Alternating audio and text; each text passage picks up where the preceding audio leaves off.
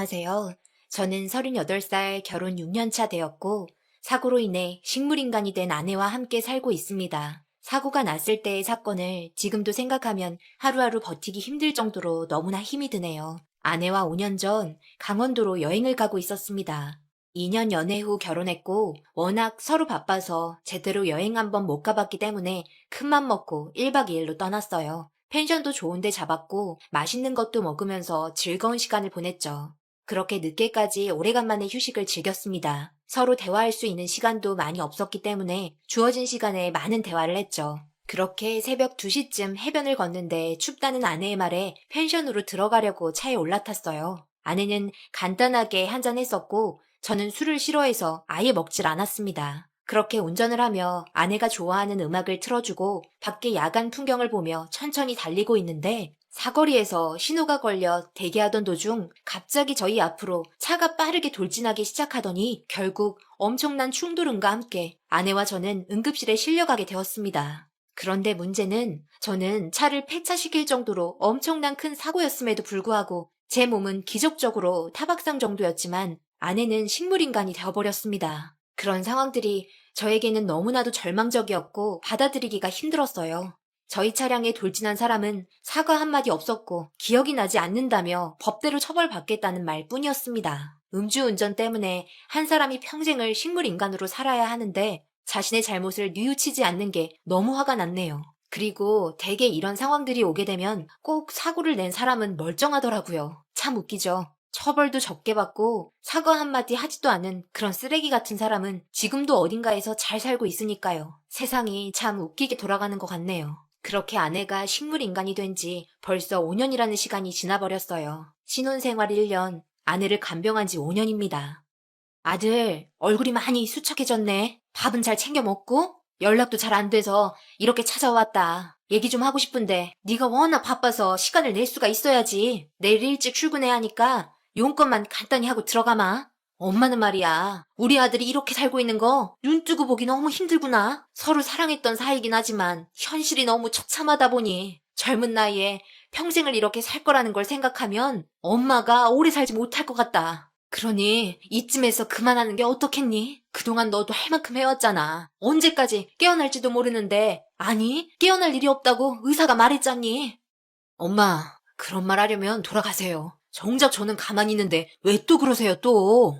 지금 전혀 힘들지 않고요. 예전이나 지금이나 제 사랑은 변함이 없어요. 그리고 떠날지 말지도 제가 결정해요. 수경이 꼭 깨어날 수 있을 거예요. 지금 치료 잘 받고 있고 수경이도 일어나려고 열심히 힘쓰고 있을 겁니다. 다음에도 이런 쓸데없는 말씀 하신다면 그때는 엄마 얼굴 보기 힘들 것 같아요. 제가 오늘은 너무 피곤해서요. 이만 돌아가 주세요. 다음에 집에 한번 찾아뵐게요. 배웅 못 해드려 죄송해요.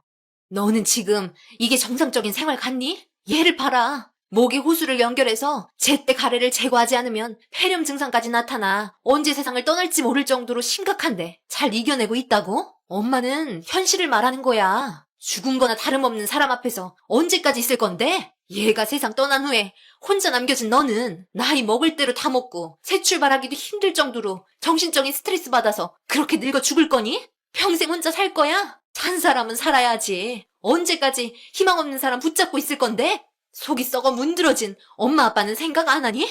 엄마, 이제 그만하세요 좀. 저는 이렇게 정상적으로 생활하고 있는데 수경이는 5년을 손가락 하나 움직이지 못하고 누워 있었어요. 수경이가 부모가 없는 것도 아니고 하루하루 힘들게 버티고 계신 장모님도 계신다고요. 엄마는 아빠라도 있죠. 장모님은 수경이 이렇게 되고 장인어른까지 사고로 세상을 떠나셨는데 얼마나 충격이 크시겠어요? 이럴 때일수록 서로 보듬어줘야 하는 거지 포기하는 게 방법은 아니에요. 지금 모두 힘들게 줄 하나에 의지한 채 버티고 있는데 누구 하나라도 떨어지게 된다면 무너지는 거 한순간이에요.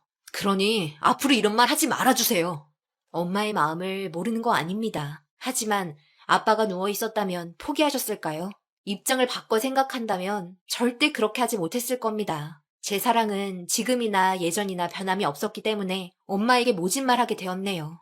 그리고 뒤이어 장모님께서 들어오셨습니다. 아내가 있는 방에서 나오다가 저와 엄마가 싸우는 소리를 다 들으셨는지 죄스러운 얼굴로 고개를 떨군 채 인사를 하니 저희 엄마는 속 터진다며 우리 아들 인생 어떡할 거냐고 오열을 하면서 나가셨습니다. 아무 말 없이 비틀거리고 계신 장모님 부축해서 좀 쉬시라며 방으로 모셔다 드렸습니다. 병원 생활 4년 정도 했고 지금은 저희 집에서 아내와 저 그리고 장모님과 같이 생활하고 있습니다. 워낙 병원 생활에 지쳐 있기도 하고 공기도 좋지 않은 것 같아 전원주택으로 이사했네요. 현재 간병인이 3명 붙어서 도와주고 계십니다. 금전적으로 꽤 많은 돈이 나가긴 하지만 아내의 몸이 조금이라도 좋아질 수 있다면 사소한 거라도 뭐든 다 해주고 싶었습니다. 그리고 병원보다 집에서 지내는 게 훨씬 편했어요. 그런데 최근 들어 장모님께서 저를 대하시는 게 많이 달라지기 시작했는데요. 워낙 무뚝뚝한 분이셔서 말수도 많이 없으신데 제가 집에 들어오기만 하면 제 옆에 있으면서 평소에 잘하지 않던 말들도 하면서 저를 따뜻하게 대해주셨습니다. 오늘도 고생했네. 손서방이 좋아하는 갈비찜 해놨으니 저녁밥 먹게 얼른 씻고 나오게. 그리고 간병인분들 일찍 퇴근시켰네. 라면 하나 끓여 먹으면 되는데 저녁을 차리셨어요. 그리고 간병인분들 일찍 퇴근시키면 장모님께서 힘드실 텐데 왜 그러셨어요? 괜찮네. 간병인분들도 많이 지쳐 보이고 이런 날도 있어야 다음날 우리 수경이 돌봐주는데 사소한 거라도 신경 써주지 않겠나? 그렇게 장모님께서는 주방에 가셔서 저녁 준비를 하고 계셨고 저는 씻고 나와서 식탁에 앉았습니다. 평소 같으면 저와 같이 앉아서 저녁을 먹지 않는데 장모님 분위기가 좀 달랐습니다. 오늘 하루 어떤 일이 있었는지 이런저런 이야기를 하시면서 제 밥그릇에 반찬도 올려주면서 저를 보며 밝게 웃어주셨습니다. 원래 장모님의 성격과는 180도 다른 모습에 좀 당황하기도 했지만 이런 분위기도 나쁘지 않았어요. 집에 들어오면 항상 우울한 기분이었는데 장모님께서 밝게 맞아주셔서 조금이나마 기분이 풀어졌네요. 제가 먼저 장모님께 밝게 웃어주면서 친근하게 다가가야 했는데 그렇지 못해 정말 죄송했습니다. 장모님께서 해주신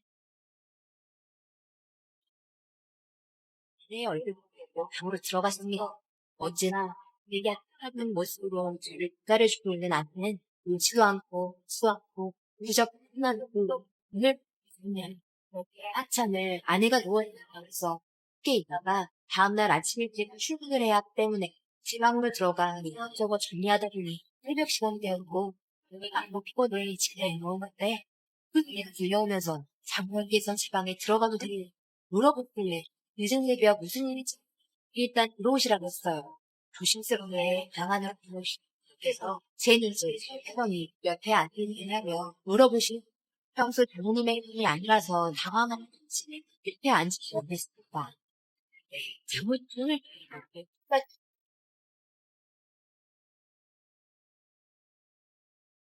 떨리는 목소리로 저에게 조심스럽게 말을 꺼내셨습니다. 우리가 알고 지낸 지도 벌써 7년 넘었나? 수경이랑 연애할 때부터 봤으니까 그 정도 되는 것 같은데 그동안 참 많은 일들이 있었지? 자네도 잘 알겠지만 내가 워낙 말수도 적고 감정 표현을 잘 안 하는 성격이라 지금 이런 내 모습에 많이 당황했다는 거 아네. 그런데 오늘 아니면 내 마음을 표현할 날이 없을 것 같아 이렇게 늦은 새벽에 참고 참았던 속마음을 꺼내려고 하네. 우리 수경이 아직도 많이 사랑하고 있나? 하지만 그 사랑 오래가지 못할 걸세. 지금 현재는 자네가 아직 젊고 돈을 벌 수 있는 능력이 있어서 그런 거지. 시간이 지나고 자네 몸도 점점 약해지면 그때는 우리 수경이 감당하기가 너무 힘이 들 거야. 그때는 아마 별의별 생각이 다 들겠지. 그래서 하는 말인데 우리 여기까지 하세. 그동안 정말 고마웠네. 나도 자네에게 의지하면서 어떻게든 우리 딸 원래대로 돌아오게끔 해줬으면 좋겠지만 그건 나의 이기적인 생각일 뿐이지. 자네의 미래를 망치는 일인 것 같아 더 이상 말리고 싶지 않네. 자네도 한 번뿐인 인생인데 이렇게 살아가면 내 마음도 편치가 않아. 하루하루 가시방석에 앉아있는 느낌이라네. 그러니 이제 지금 짊어지고 있는 짐들 모두 나에게 던져주고 이제 새로운 삶 살길 바라네. 내일 수경이와 이 집에서 나갈 테니 그런 줄 알게.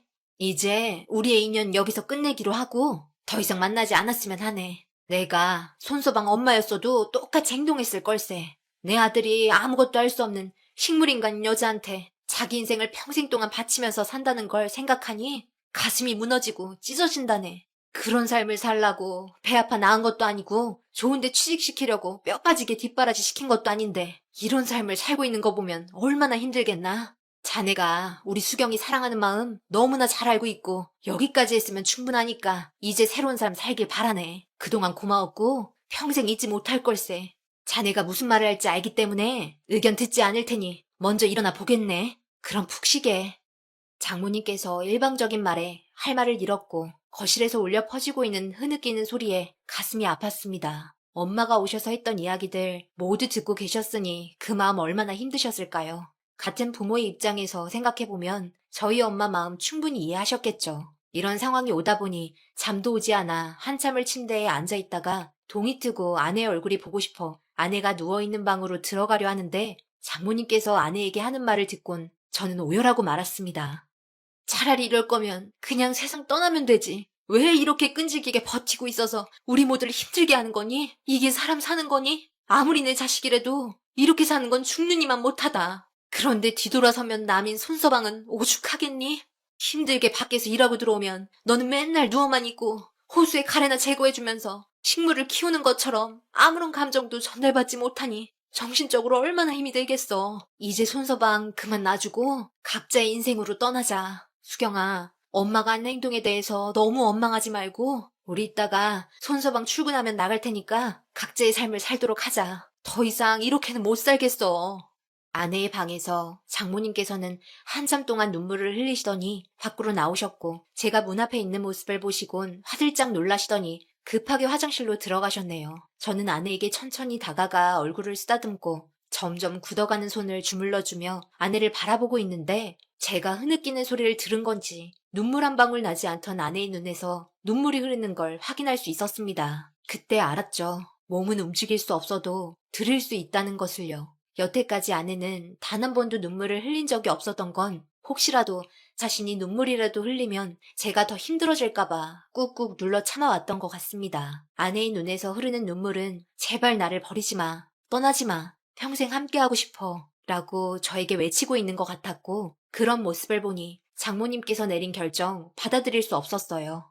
저는 회사의 사정을 말한 뒤 하루의 시간을 비워둔 후 장모님이 계신 방을 두드렸습니다. 아무 말 없이 조용히 방문을 열어주셨고 방 안에는 그동안 지내시면서 사용하셨던 짐들을 캐리어에 담고 계셨어요. 저는 장모님 손을 잡으며 수경이가 우리 말을 다 듣고 있었다며 눈물을 흘리고 있는 모습을 보니 더욱더 수경이를 놔줄 수 없고 죽으나 사나 평생을 함께하기로 약속을 한 결혼이기 때문에 제가 결정한 인생 후회 없으니 최선을 다해 수경이가 깨어날 수 있도록 노력한다며 장모님께 제가 한 결정에 대해서 후회하지 않는다고 충분한 설명을 통해 전달했습니다. 앞으로 장모님께서 수경이와 함께 밖으로 나간다면 둘은 아마 오래 버티지 못할 겁니다. 어디 가서 뭘 하며 살겠어요. 이 집을 나가려 한다는 건 그만큼 마음속으로 결정한 부분이 있었기 때문에 새벽 늦게 제 방으로 찾아오신 거겠죠. 그렇게 제가 장모님께 보여드린 굳은 결심으로 인해 지금까지 잘 버티며 살아오고 있습니다. 그런데 이런 저희 모습을 보고 하늘에서 감동받으셨는지 아내에게 기적이 일어나고 있었습니다. 아마 아내도 저희가 눈으로 볼 수는 없지만 나름 빨리 회복하려고 열심히 노력하고 있는 것 같았어요. 기적이라고 말하면